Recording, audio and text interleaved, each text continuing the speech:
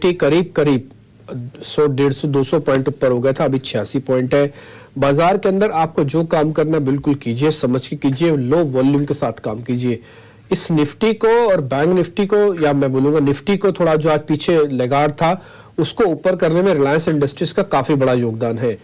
और दो चीजें अगर मार्केट में आपको एक साथ सुनाई देती है ना, तो उसका रिएक्शन काफी फास्ट होता है। पहला, कोई रिपोर्ट अगर सीएलएसए छाप दे, और अगर वो रिपोर्ट रिलायंस इंडस्ट्रीज पे आई हुई हो तो फिर क्या कहना ही।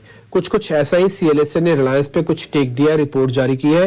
डिटेल बताने के लिए आशीषा हमारे साथ है। आशीषा, बताएं सीएलएसए ने इस रिलायंस के बारे में क्या बोला है? जी हाँ, खरीदारी की राय दी है सीएलएसए ने रिलायंस इंडस्ट्रीज पर और 3060 रुपीज प्रति शेयर का टारगेट दिया है। करंट मार्केट प्राइस से कंपेयर करें तो अभी भी 15% का अपसाइड सीएलएसए रिलायंस इंडस्ट्रीज में देख रहा है, और इसी रिपोर्ट के चलते स्टॉक ने आज लाइफ टाइम हाईज भी अचीव कर दिया है। उन्होंने कई पैरामीटर्स की बातचीत की है। सबसे पहले डीलेवरेजिंग की बात करते हैं। उनका मानना है कि मिड 2024 के बाद कंपनी डीलेवरेजिंग पर फोकस करेगी। कंपनी की डेट कम होती हुई नजर आ सकती है। इसके अलावा कई महीनों से, कई क्वार्टर से पोटेंशियल लिस्टिंग्स की बात हो रही है। कंपनी के दो आर्म्स, रिटेल और जियो, ये दोनों अलग से लिस्ट हो सकते हैं, जिसके चलते भी वैल्यू अनलॉकिंग देखने को मिल सकती है रिलायंस इंडस्ट्रीज में, जो भी एक बड़ा ट्रिगर होगा स्टॉक के लिए। उन्होंने दोनों ही फैक्टर्स की बात की है। उनका मानना है कि ऑर्गेनिक और इनऑर्गेनिक पैरामीटर्स से कंपनी में ग्रोथ देखने को मिल सकता है, और टेलीकॉम बिजनेस में भी अच्छा खासा मुनाफा देखने को मिल सकता है। कंपनी का सब्सक्राइबर बेस बढ़ रहा है, इंडस्ट्री कंसोलिडेशन होती हुई नजर आ रही है। इसके साथ ही साथ 5G के चलते लोगों का यूसेज बढ़ता हुआ नजर आ रहा है, जिसके चलते टेलीकॉम बिजनेस पे कंपनी को अच्छा खासा मुनाफा हो सकता है। इसके अलावा कंपनी के रिटेल बिजनेस की बात करें तो याद रखें, कंपनी ने पिछले साल कई सारे एक्विजिशंस अनाउंस किए थे। उसका बेनिफिट कंपनी को अगले कुछ क्वार्टर्स में देखने को मिलेगा। तो ऑल इन ऑल कई सारे पैरामीटर्स हैं जिसके चलते कंपनी को मुनाफा हो सकता है।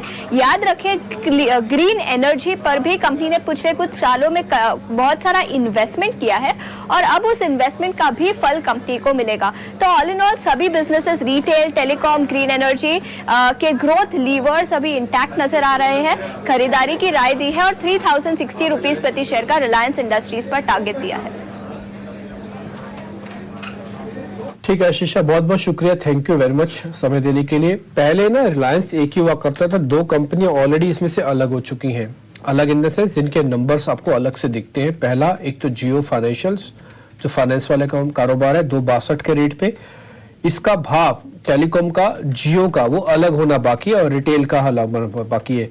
पूरे एक साल में कम से कम आप 4-5 बार ऐसी बात सुन लेते होंगे कि जब रिलायंस की खबर आती है कि वो रिटेल और टेलीकॉम वाले बिजनेस को थोड़ा थोड़ा अलग करना चाहता है। लेकिन ये बात सच है कि काफी दिनों तक रिलायंस इंडस्ट्रीज इस तरीके से तो नहीं चलेगा, वो डीमर्ज तो जरूर करेगा। आशीष सर, एक बार आपकी रिकमेंडेशन चाहिए। काफी सारे लोगों को लगता है कि वैल्यू बहुत है, बहुत वैल्यू है, दोनों अलग अलग होंगे ना, उसके बावजूद भी इनमें बहुत वैल्यू है। अभी तो इसमें मैंने ग्रीन वाला तो पार्टी नहीं जोड़ा, जो शीशा बता के गई है कि काफी अच्छी इन्वेस्टमेंट की हुई है। तो रिलायंस को कंसोलिडेटेड रखने में कोई बुराई तो नहीं है, जब अलग होगा तब होगा, अभी तो रख ही ले। और ये सोच के कि रिलायंस के हम 3 बिजनेस को ले रहे हैं, टेलीकॉम के, रिटेल के और ग्रीन एनर्जी के। बिल्कुल, मेरे मुताबिक टेलीकॉम, रिटेल, ग्रीन एनर्जी, और जो उनका मेन लेगेसी बिजनेस है ऑयल पेट्रोकेमिकल्स का, I mean let's not over rule that और over neglect that. I think overall definitely Reliance अगर ऐसे भी रहता है तो मेरे मुताबिक तो इसमें वैल्यू है, और जैसे मैंने पहले बताया था काफी अंडर परफॉर्म किया हुआ है, तो रिलेटिवली इसमें ओवर ओनरशिप कम है, और ऐसा फ्रंटलाइन स्टॉक काफी अच्छा लग रहा है। और अगर मेरे मुताबिक तो बिल्कुल ठीक है, अगर ना भी करें डीमर्ज तो उसका टोटल सम ऑफ पार्ट्स तो आ ही रहा है, और बड़े एक्साइटिंग नए इनके वेंचर्स हैं ग्रीन एनर्जी के भी। प्लस अगर प्रीवियस जो इनकी ईजीएम हुई थी उसमें उनके चेयरमैन की पूरी स्पीच सुनी हो, there are so many new initiatives which they have done in Reliance की ओवरऑल अगर सम ऑफ पार्ट्स बहुत मुश्किल है करना है, बहुत लार्ज है, बहुत सारी चीजें हैं, पर डेफिनेटली उसका sum of parts is much higher than जो अभी मार्केट में आ रहा है। तो उस तरह से वैल्यू इसमें बहुत है, और इसमें डेफिनेटली एक सेफ स्टॉक है, लार्ज कैप सेफ स्टॉक है इस मार्केट में बाय करने के लिए।